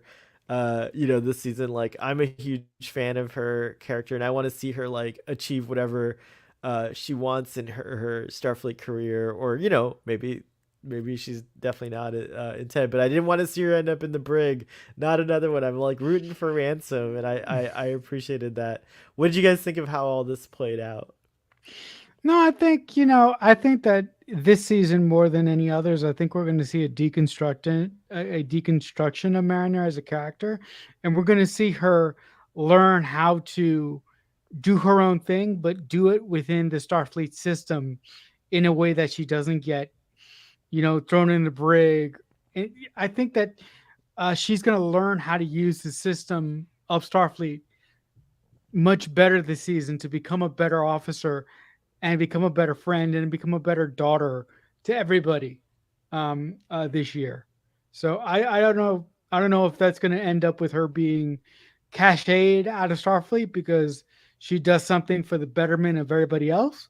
But I do think that we're going to see her grow more in this season. As far as her falling asleep after she jumps the second time with Jack, I thought that that was great. So much suffering. Poor Mariner must suffer. Braxton. At You least she's not like poor O'Brien. Sorry, Braxton. Dude, it's okay. So I kind of thought that it was totally screwy that they would change responsibilities and have the engineers go down to the planet to lead diplomatic, you know, I guess not, well, diplomatic something, diplomacy, So dumb. and then you would have like the command officers fixing the space elevator. But dude, or the atmospheric lift. But here's the thing. I would not ride in that atmospheric lift after those dudes fix it. It's like, you know what, dude? Like, I know it's gonna break down, dude. It's gonna like crash and kill me. Like, absolutely not, dude. Like, he's like, oh, did you do the thing? He's like, oh no, I didn't know if I that I should. But here's the thing. But also, the really fit guys, they know how to fix their machine because they have a video A video, with right? instructions. Right. So I thought that was interesting. But hey, you know what? It's like lower deck stuff putting us in the situation to like get to where we need to. That came up Like on Text Trek on Friday night, Braxton, and I'm trying to remember, but we came up with the solution, which was like Starfleet for whatever reason was like, no, no, no, we're gonna fix those. Maybe they needed like a resource or something from this planet or whatever. Like, no, it's just like a routine, like a little gesture, and they were like, okay, we have, we figured like maybe they were like, okay, well, we have all these ceremonies that we have to do or whatever. So like, yeah, go ahead, fix our space elevator. But yeah, but you're right. It's not clear, but the part that I agree with 100% is that I would not ride that thing after Mariner and Ransom had their way with it. It looks like they didn't do anything to really fix it at all. Um, but yeah, so this is the part where this is like the climax of this episode. We find out that because Billups has an Audi, like a belly button that protrudes instead of an innie, I guess, right? Because of that, it somehow offends them deeply, and so Rutherford and Billups have to be sacrificed to their what they call the navel of the planet, which is the volcano. And so they're obsessed with navels, these guys. It's interesting. And then, but hey, like every society is obsessed with weird things. And so the way that they have their government or their like society's organizational structure of leadership is that you have a psychic baby and a artificially intelligent sentience, sentient computer and a volcano that decide everything. And so they've decided that uh, the Starfleet officers must die for their offenses. And then Ransom shows up and he's like, "Stop." And he rips his shirt off because he's like, "Well, you guys are obsessed with like wellness, right? Well, look at this wellness." And he's shimmering and shining, and everyone's like oohing and ahhing, and they're just like, "Yes, oh my gosh, we definitely have to listen to this guy. Look at him, he's like perfect." And Uh, actually, he finishes his speech from season 1, episode 3, when Mariner and him are in jail after bringing the wrong totem to that that's planet that right. was We obsessed with crystals. Thank you, Textrek, because if it Yeah, wasn't for you Father guys, I pointed would have that picked that out. up. Yeah, that was a very cool find. I hadn't seen anyone else notice that. Um, but yeah, so he gets them out of that situation, and then we go back up to the ship. Oh, before that, actually, before we go back up to the ship, I don't want to forget the conclusion to the Boimler shenanigans, which is he's running away. He's like freaking out, and he runs into to the bay that they all hang out in.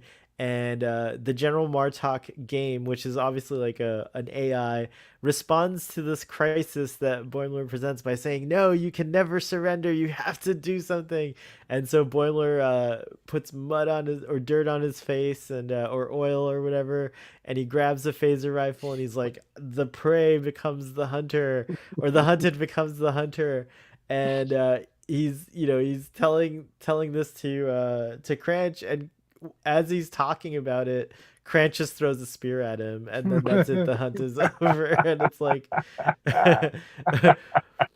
but his boldness pays off, and I guess like just like Vindome, who got speared in episode 2 of Lower Decks season 1, Boimler's opportunity pays off because Cranch is very impressed with him, takes a selfie for the boys back home, and tells him that he's gonna praise him to Captain Freeman. So it'll be curious to find out how this manifests the rest of the season. But yeah, the two kind of stories, I like the way they played out for both of our main protagonists here, for one of our four here. But what did you guys think of the whole conclusion to both of these storylines? I thought it was cool. It was fun seeing one of the become brave Boimler, and I just hope that that character development sticks and he doesn't actually revert back to not being uh you know brave in situations like this. But it was a really fun lower decky kind of conclusion. I liked it quite a bit. Hmm. Yep, totally. When they were skydiving down to the planet to save the dudes, I was like, oh my gosh, like, is this going to be like some like swashbuckling kind of end? How are they going to Oh, like that would have been physically like cool. overtake all those people? But then he just like did it with his body. I was like, okay, well, they worship bodies. Like, okay, okay. And I thought the end to the Cranch hunt was great. Like Boimler had painted his face. He's like, oh yeah, like the hunted becomes the hunter, and then he gets out there and starts speechifying, and then he goes down, and then like Grant's like, oh, like you're like worthy prey, and he's like, one more thing, and then he like raises, his hand up to like take the thing out of his back, and one was like, oh no, but then he just wants to take a selfie, and he wants to take two, I thought that was cool, and it was cool that he gave him advice to take with him. Like, hey, dude, don't just stand there speechifying, dude. Like, Do it, like yeah, action. Sometimes take the action. yeah. Uh, I do like that all the lower deckers. You just reminding me they're all kind of like experiencing each other's strengths in a way. Like Boimler this season is being more like Mariner maybe, and Mariner's going to be more maybe like Boimler or like Rutherford or Tendi. Like they're just kind of like they're rubbing off on each other, which good friendships, good relationships, good families. Dynamics. That's like a natural part of it. Is like we all like try to share best practices, if you will, through our behavior and our actions and our interactions, and also the worst things about each other, and like help each other grow out of those things. So it's a pretty cool thing. I feel like this crew here is like a little bit of a lower deckers crew, along with Fathery and Sean and even Ruben. PJ, and all of you guys, audience, I feel very lower deckery right now. It's very, very emotional. But anyways, that's not the conclusion of the episode, though. The conclusion of the episode is Mariner tries to give Ransom a little compliment, and he spits it right back at her face, and he's very arrogant about it, and he's just like, yeah, I was pretty damn cool. And so that leads her to just not have to kind of go back to that like angry chip on the shoulder that she had previously. And so I wonder how that's going to play out. No, but I'm sorry, but the thing is, the thing I liked about this scene is that she doesn't show it to Ransom. She stays within proper protocol. She gives him the proper amount of respect. She leaves. She goes down to play Star Trek D&D, and then she lets him have it. So I like the way that she handled that. Sorry for stepping on you there, you Wait, Starfleet boy, she but no, she plays D&D though after this. She goes back and then yeah, yeah, right, exactly. right. So but I like the way that she handled that, because I do think that Mariner from season 1 and 2 would have just let Ransom have it, but I like the fact that she showed self control and she showed discipline in that particular moment. What did you Self think control and discipline, Mariner? Really? Mm, mm. Self Those are control, not those are self those control, are not things that are discipline. antithetical to who she is. Like she's like a Kirk to the extreme. Like she's like a flyby, fly by her. What is it? Fly by her. Seat of her Okay, pants. seat of her pants? yeah, Yeah, fly that's by the seat true. of her pants kind of woman, dude. I Yeah. enjoy Mariner quite a bit as a character. Um I think that I enjoy her spontaneity because I am not a spontaneous person. You know, I think that's kind of like one of the reasons like why I enjoy her because like I'm not a risk taker, so I enjoy seeing someone who takes a lot of risks. I like You know, that. no, no. Don't get me wrong. I do. I love Mariner, but I just want to see her again. Like I was previously said, I want her to learn the system and to learn to use it to her advantage to get what she wants. Um, or for So the something thing is, like I think that Mariner is on the way to becoming her mother. You know, I oh, okay. I think that Captain Freeman, uh, is probably very similar to her daughter, but over the years she's learned some restraint. You know, but I don't know. Like I see a lot of similarities between the two, and I feel like she's on her way to being her mother. Right. Interesting.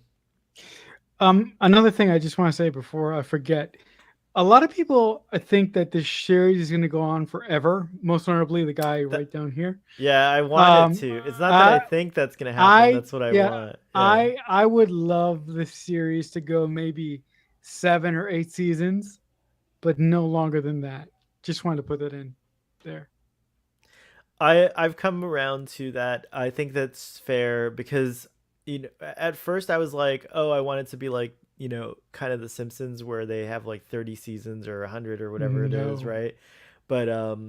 But now that I kind of thought about it is like I'm really enjoying that every season the characters are growing and that they're going in a direction, so there would naturally be an end to their arcs or a stopping point for the show. But yeah, I agree. Hopefully it goes on for 8 8 seasons, 9 seasons, 10 seasons maybe. Because they're Yeah, relatively young officers. I mean, I imagine in like young officers probably only work together for 2 or 3 right. years because they all go to different ships, like pursuing their different career paths.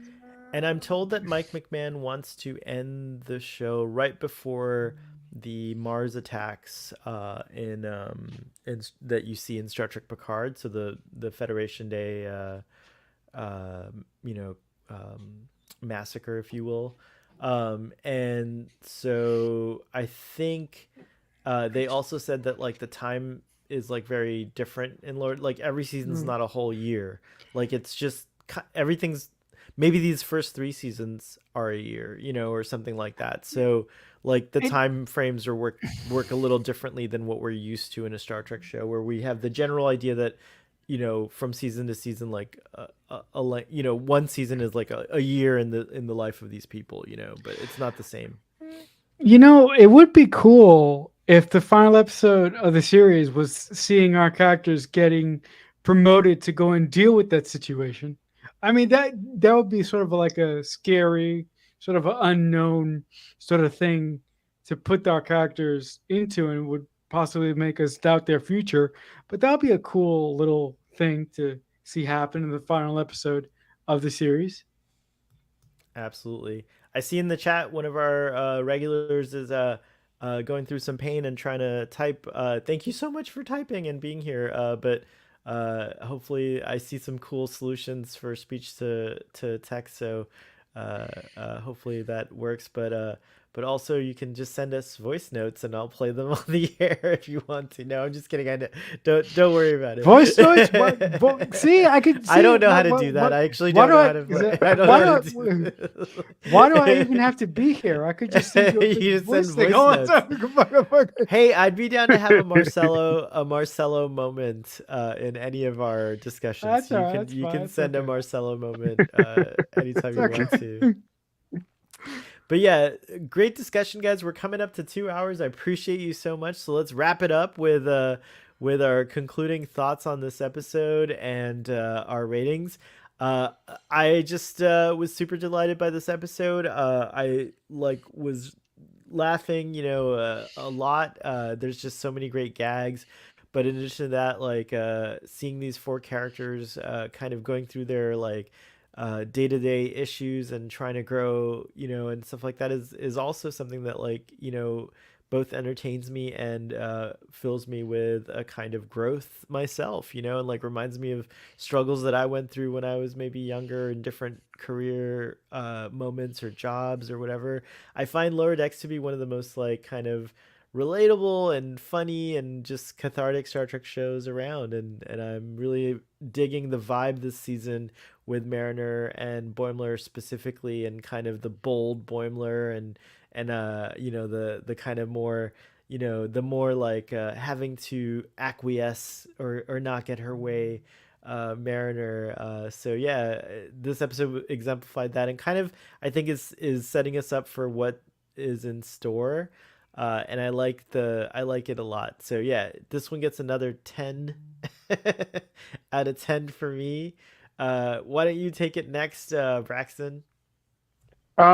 So I give this episode a 10. Um, I thought this was a great episode. I totally enjoyed hearing Martok. I enjoyed the D&D. I enjoyed the hunt. I thought this was a very cool episode. I give this episode an 8. I enjoyed it very, very much, but I didn't enjoy it as much as I did the first episode of the season. Again, I like the dynamics between Mariner and Ransom. I like Boimler going on his little journey. I love the D&D sort of Star Trek deal because that, reminded me of something of my childhood. And I just thought that these first 2 episodes were a great way to start out another season of my favorite new Star Trek show. And I can't wait to see once, when we get to a particular station. And I can't wait to see what the sort of big bad of this season is going to be and what sort of character, issues that we may come across as a result of that. Hopefully. Right on. Another highly rated kind of rating for another episode of Lower Decks. So very cool. Lower Yeah. Decks is off to a great start. It looks like, at least from this panel and this audience. We got some high marks in the audience as well. Oh, Uh, dude, we did. yeah, yeah, very Mm. cool. All the way from sevens to nines. Oh no, Joel So gave it a 10. oh, Joel did. Yeah, Joel gave it a 10 too. So there you go. Yeah. Excellent. Well, this was super fun. Guys, thanks for doing a marathon of 2 hours with me. I really appreciate it. But I'm so glad we're That was caught fun. up. Thanks for helping me catch up. Anytime you need a favor from Starfleet Boy, you can just ask and I'll be there. I'll be there whenever you call me. I'll be there. Audience, thanks for sticking with us for 2 hours too. That's an endurance test in of itself. So I appreciate that. But I had a lot of fun and I look forward to next week. Marcelo and Braxton, what have you guys got to promote and tell the audience about, and where can they find you if they want to follow you? Why don't you go first, Braxton? The audience can find me on Twitter at Leviathan 026. Starfleet Boy, thank you for having me today. It was so wonderful to see you and talk to you, even though I was talking to you just last night. But anyway, it's wonderful to see you and talk to you. Just just anytime. And Marcel, it was great to see you as well. And Great to hang out with you. I look forward to spacing with you or talking to you about Lower Decks and Trek generally in the future.